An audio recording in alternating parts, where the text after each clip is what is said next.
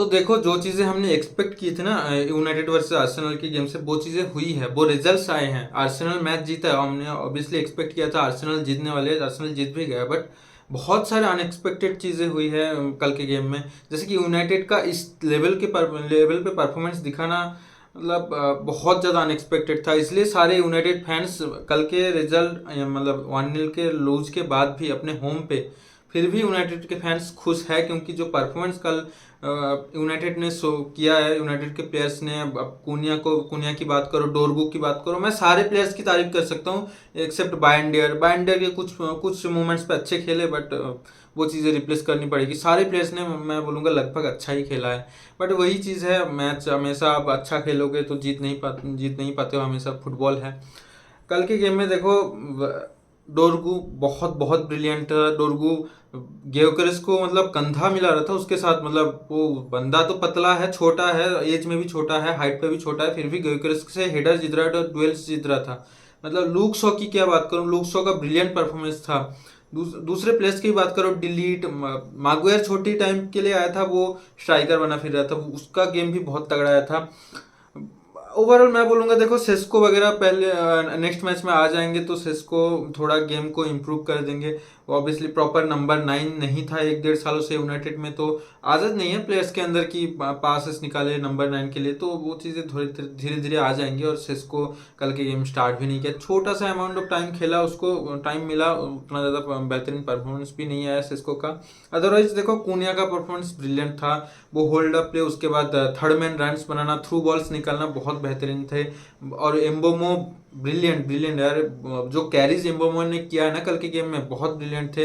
Box में एम्बोमो कुनिया से ज़्यादा प्रेजेंट रहते हैं ऑब्वियसली।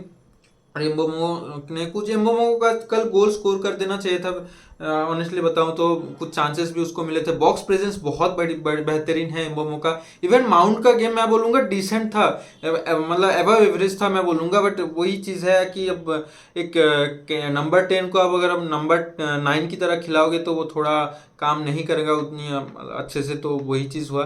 बट माउंट का ओवरऑल परफॉर्मेंस बढ़िया था। ब्रूनो और मिडफील्ड में थोड़ा अभी भी दिक्कत है, मैं बोलूँगा कैसेमिरो ब्रूनो का मिडफील्ड वर्क नहीं करेगा उतने अच्छे से। आपको ये चीज़ें सुधारनी पड़ेगी। माइनो नहीं खेला कल, आई डोंट नो क्यों नहीं खेला, एमोरिम को ही उसका आंसर पता है।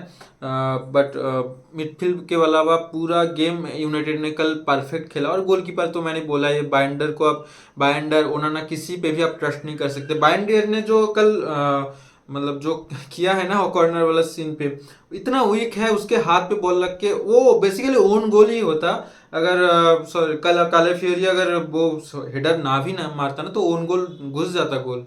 इतना वीक पंच था बैंडियर का। बट गोलकीपर और एक डीएम, ये दो पोजीशन है जहाँ पे यूनाइटेड को एक साइनिंग की जरूरत है। पूरा टीम परफेक्ट है, मैं वो बताऊंगा यूनाइटेड का भी। अभी तो लिजांद्रो मार्टिनेज जैसे प्लेयर्स आ जाएंगे, तो माजरो ही आ जाएगा, तो टीम बहुत अच्छी तरीके से सेटअप बन चुका है एमोरिम के। मतलब दिख रहा है एक सिस्टम। कल का जो गेम देखा ना, ऑनेस्टली मतलब मेरे माइंड एकदम अलग लेवल पे फट गया। क्या क्या देख रहा हूँ मैं, आर्सेनल को इस तरीके से डोमिनेट होते हुए मैंने कभी नहीं देखा। बेसिकली आर्सेनल उस टीमों में से आते हैं जो कि हमेशा पोजीशन रखते हैं, 60% फिर 65% पोजीशन रखेंगे अपने पास, फिर उसके बाद चांसेस क्रिएट करेंगे। कल का गेम बिल्कुल अपोजिट था। यूनाइटेड जो कि एमोरिम, बेसिकली जो कोचेस 3 एट द बैक खिलाते हैं, उनके अंडर ऐसे पोजीशन बेस्ड फुटबॉल होते नहीं। कल के गेम में यूनाइटेड ने 62-63% के आसपास पोजीशन रखी थी। बहुत ही अनलकी थे, वही बात है। अगर ये वाला मैच अगर 10 बार कराओगे, 10 में से 7 बार यूनाइटेड जीतेगा, 3 बार आर्सेनल जीतेगा, वो 3 में से 1 बार आर्सेनल ने कल जीत भी गया। खैर देखो, जो भी हुआ, अगला मैच यूनाइटेड का पता नहीं कोई किसके अगेंस्ट है, कोई तो बड़ा मैच है, मुझे याद नहीं आ रहा उतने अच्छे से, देखते हैं। बट यूनाइटेड कल के परफॉर्मेंस ने एक स्टेटमेंट पुट किया कि यूनाइटेड आर्सेनल सिटी जैसी टीम्स को बहुत अच्छी तरीके से टक्कर दे सकता है। और आर्सेनल की बात करूंगा मैं, देखो आर्सेनल की नज़रिए से विक्ट्री, उनका गेम बहुत बेकार था, मतलब एवरेज सा गेम था, फिर भी उन्होंने 3 पॉइंट निकाले, बहुत बड़ी बात है। ऊपर से ओल्ड ट्रैफर्ड में जाके, यूनाइटेड के होम पे जाके, देखो यूनाइटेड का कैसा भी स्क्वाड रहे, उनके होम पे जाके जीतना थोड़ा तो मुश्किल होता है यार। तो क्रेडिट टू आर्सेनल, उन्होंने 3 पॉइंट ग्रैब कर लिया। ये मुश्किल मैचेस होते हैं, ऐसे मैचेस में 3 पॉइंट ग्रैब करना जरूरी होता है अगर आपको टाइटल में कुछ तो रेस, अगर टाइटल रेस में बने रहना है तो। खैर कल और भी मैचेस हुए थे। Crystal palace versus Chelsea which I have not watched yet. थोड़ा बहुत हाइलाइट्स देखा था, बोरिंग सा लगा मुझे, ज़्यादा कुछ था नहीं मैच में, हाइलाइट्स ही देखा मैंने, ऑनेस्टली मैच नहीं देखा। एथलेटिको वाला मैच मैंने देखा था रात को। जूलियन अल्वारेज का परफेक्ट परफेक्ट फ्री किक था। ये बंदा एक ऐसा एक नंबर 9 है वर्ल्ड फुटबॉल में अभी, जो कि रेगुलरली आपको 30 के आसपास गोल्स मार देगा। ऑब्वियसली एथलेटिको के टीम में उसने लास्ट सीजन 29 गोल मारा था, तो उससे ज़्यादा तो मार ही देगा। टॉप टीम में बार्सिलोना, रियल मैड्रिड या फिर अदर प्रीमियर लीग टीम्स में वो 30 गोल के आसपास तो मार ही देगा।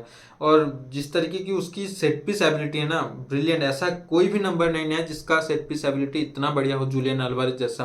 कल जो फ्री किक मारा था, व्हाट ए क्रेजी, मतलब बैंगर सा गोल था उसका। But unfortunately Atletico Madrid match हार गए। दिक्कत देखो, शेप में मुझे थोड़ा दिक्कत लगी। सिमियोने ने बाद में इंटरव्यू में बोला भी है कि उस उन्होंने जो चेंजेस किए थे, बैना बैना एलेक्स बैना को हटा के, और उसके बाद किसको एक हटाया था यार, याद नहीं आ रहा, एलेक्स बैना और किसी की सब्स्टिट्यूशन किए थे, उसके बाद पूरा गेम चेंज हो गया था। ग्रीजमैन की परफॉर्मेंस की बात करूँ, ग्रीजमैन बहुत खराब परफॉर्मेंस, लास्ट सीजन से सेम ग्रीजमैन चल रहा है। कल 2 चांसेस ऐसे मिले थे ग्रीजमैन को, जो कि ग्रीजमैन की लेवल पे आसान से स्कोर करना चाहिए था। एटलीस्ट टारगेट पे भी नहीं रख पाया बंदा, वो स्काई कर दिया बॉल को। बहुत गंदा परफॉर्मेंस आ रहा है ग्रीजमैन का। एथलेटिको में ना कल के गेम में सिमियोने का गेम भी उतना कुछ खास लगा नहीं। गुलिमाने सिमियोने की बात कर रहा हूँ मैं। ओवरऑल बस अल्वारेज ही गेम को खींच रहा था, ऊपर से उसके बाद स्पानियल को कुछ मौका मिले, वही बोल रहा हूँ मैंने, उनका सेप बिगड़ गया सब्स्टिट्यूशंस के बाद।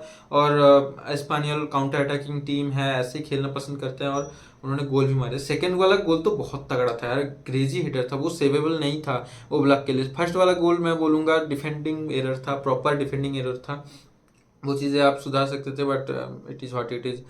खैर एथलेटिको मैड्रिड कितनी भी साइनिंग कर ले, वो पॉइंट्स मतलब टाइटल रेस उनको जाना ही नहीं है, वो पहले ही हार मान लेते हैं। लास्ट सीजन तो एटलीस्ट वो लोग अक्टूबर नवंबर तक गए थे, बट इस सीजन तो पहले से पॉइंट ड्रॉप करना स्टार्ट कर दिया। बट आई थिंक एथलेटिको के प्लस प्लेयर्स है, बट सिमियोने ने बोला कि मेरा मिस्टेक था, मैं इस गेम से बहुत कुछ सीखने को मिलेगा, बट लेट्स सी क्या होता है।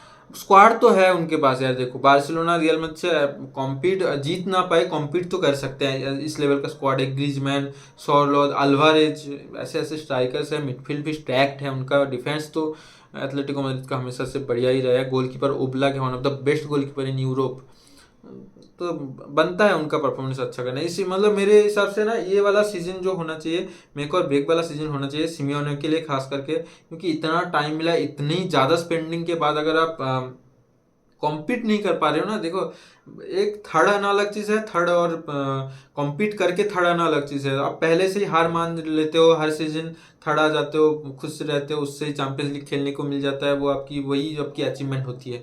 अब अगर लास्ट डे तक, अब अगर आप मार्च तक भी टाइटल रेस में रहते हो, उसके बाद थर्ड आ जाते हो, फोर्थ आ जाते हो, दैट्स ए डिफरेंट सिनारियो। वो चीज़ें नहीं होती एथलेटिको मैड्रिड के साथ। खैर आप लोगों को क्या लगा मैनचेस्टर यूनाइटेड का परफॉर्मेंस, आर्सेनल का performance, even Atletico Madrid, Julian Alvarez के बारे में आप लोगों का क्या ख्याल है? बताइए अपने ओपिनियंस कमेंट सेक्शन पे।